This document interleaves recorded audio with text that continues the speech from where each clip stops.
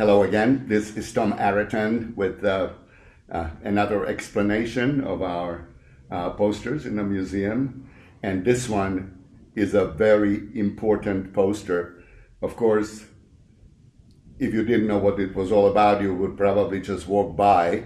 But now, after I tell you what it's about, you will actually stop by this painting, by this poster that this propagandist made, and you will give it a good look. Okay, so this particular poster came from the Museum of Communism in Prague, which we visited, I think it was about 9 years ago or so. It's right in the middle of the Prague. It's not far from the Old Town Square. And this is an interesting thing what they did. They took a poster from 1955. This poster shows a member of the Communist Youth Union. So she's a Unionist. She's marching in her uniform, which was a blue shirt. Here's the coat of arms. She's holding the Czechoslovakian flag. And most likely, this was May 1st. No demonstration, that would be negative. It was a manifestation because it was the International Day of Workers. So everybody went, marching down the street, saying, being excited about the victory of socialism. And then what the Museum of Communism did to make this into a joke is they added a text. So the text was only added 8 years ago, after 1989, when all those socialist countries, between 1989 and 1991, the collectivist economies, collectivist countries, socialist countries of Eastern Europe, all, disappeared. So after that, they created a museum and they added this writing to this 1955 poster, socialist poster. It says, this time, 1955, it was a time of happy, shiny people. The shiniest were in the uranium mines. You probably wonder, what the heck does this mean, right? I mean, yes, socialists won, were happy and shiny. What are the shiniest were in the uranium mines? Well, as luck would have it, and nature would have it, Czech Republic, western part of it, the city of Jáchymov, has uranium mines. People there mine a substance called pitchblende, smolinec in Czech, and out of that pitchblende, you get the uranium. And of course, if you bombard uranium with UV light, it'll actually shine, with the regular light. Who were those people who were working in the uranium mines? I'm surprised you're asking. They were political prisoners.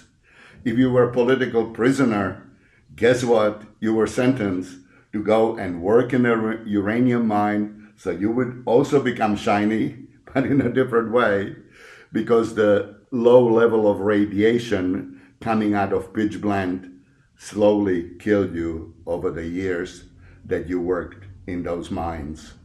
So those were the shiniest people who ended up in the uranium mines mining pitchblende.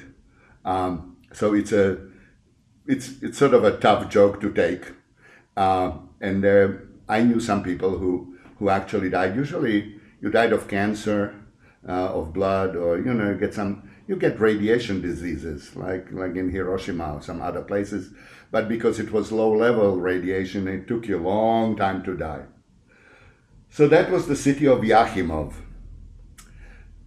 Today, Jáchymov is a UNESCO cultural heritage town, and they have actually repaired it, made it really nice, and there are some spas. I guess they use uranium to enrich the water or something, But there's a couple of interesting things about Jáchymov and this whole story. Marie Curie, who was the first one to actually isolate radium from pitchblende, She got her pitch blend from Yakimov, from this place. And she also, by the way, died of low-level radiation illness. So her pitch blend, she got like 5 tons of it and got 3 grams of uranium that was shining. Remember that movie? She went back and there was a light coming out of the drawer. It was that uranium. She took 3 grams out of all these pounds that she got there.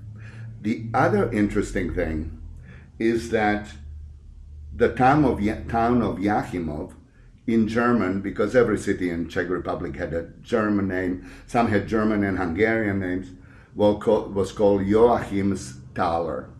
Joachim is the name of a person, Thaler means valley. And in addition to pitch blende, they also mined silver. And they were striking very nice, trusted coins out of the silver. The coins actually had their full weight, so everybody trusted those coins. And instead of calling him Joachimsthaler, they just shortened it, calling Thaler. In other words, a valley coin. And from the word Thaler became the word dollar. So in Slovak, they call it something similar. They call it toliar. It was a famous currency because it was high quality, it was honest. So thaler became dollar, and that's what we use today all around the world. The two words that came out of Czech language that the whole world is using is the word robot, that came from a book called Rudolph's Universal Robots, written by a writer called Čapek, and the second word was dollar, which came from Joachimsthaler. So that's the story of the shining people who were working in uranium mines. There's also an interesting ending to that. After World War II, United States really wanted to be the ones to mine the pitchblende. And under Marshall Plan, they promised Czechoslovakia, if we can mine it, we'll build up the whole highway network for your country in exchange for the pitchblende. But wouldn't you know it, the communists took over. The Soviet Union told them, do not accept Marshall Plan. Instead, give it to us. And so the Americans didn't come to build our highway network. Instead, we had to use political prisoners and give the pitchblende to the Soviet Union, who used it to make their nuclear weapons, So that was a bad news, I would have preferred for Americans to take it. So that's the story of this incredible poster. I'm sure you're going to look at it in a different way.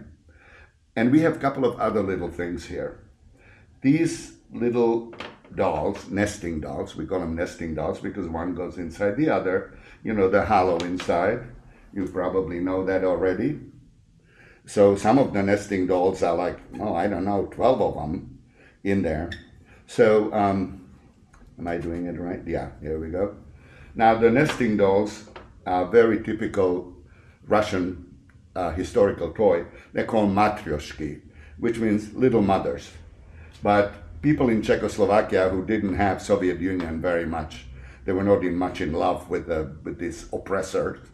After 1989, when there was no longer Soviet Union, started changing. See, originally, matryoshkas have nice, very pleasing smile and smiling eyes.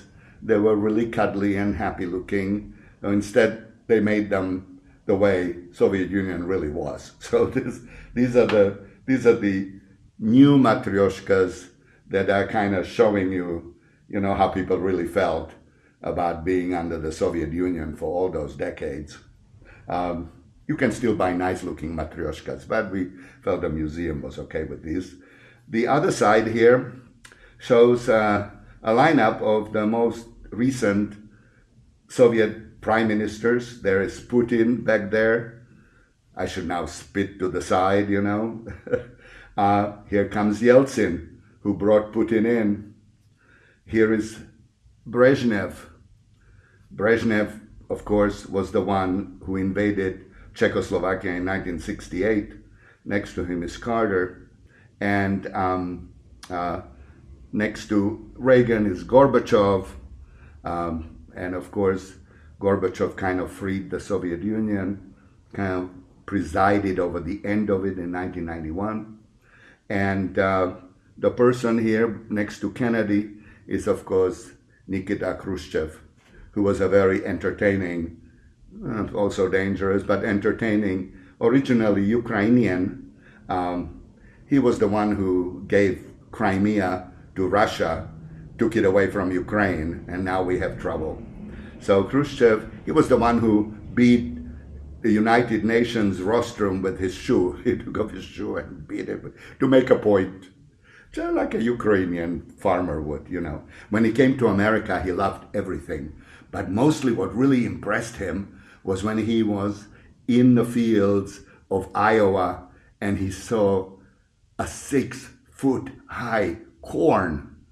He could not believe how big that corn was and how many stalks were in that corn. That really impressed him. That really impressed him. So you never know what people get impressed with. But he understood agriculture, okay?